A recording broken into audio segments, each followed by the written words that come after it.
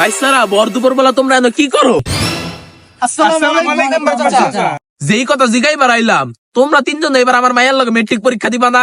হ চাচা, শিউলি আর আমরা তো একসাথেই পড়ি। তো 2 দিন আগে যে লাভিন এক্সাম হইলো, লাভিন এক্সামে তোমরা কে কি পুরস্কার পাইছো? লাভিং এক্সাম বলতে তো কিছু হয় নাই চাচা। এই তো বুঝা গেছে তোমরা ঠিক মতো স্কুলে দাও না, মানে একটা পরীক্ষা হয়ে গেছে, তোমরা হেরাও কইতে পারো না। যাই হোক, এই যে লাভিন এক্সাম, এই লাভিন এক্সাম দিয়ে কিন্তু আমার মাইয়া এক হইছে। আমার মাইয়া গোলাপ ফুল, চকলেট, টেডি কত কিছু যে পাইছে। হ কাকা, আমরা আপনার মায়ের মতন এত ভালো ছিল না দেখা আমরা কবে পরীক্ষা হয়েছে আমরা জানি না। বুঝতে পারছি পারিবারিক শাসনের অভাব। আঙ্গ পোলাবাইনের মতো যদি তোমরা শাসনে থাকতা তাহলে আজকে তোমাকে অবনতি করতো না। যাই হোক, গরিবের পোলাবাই নিয়ে আমরা কথা বলে লাভ নাই গা।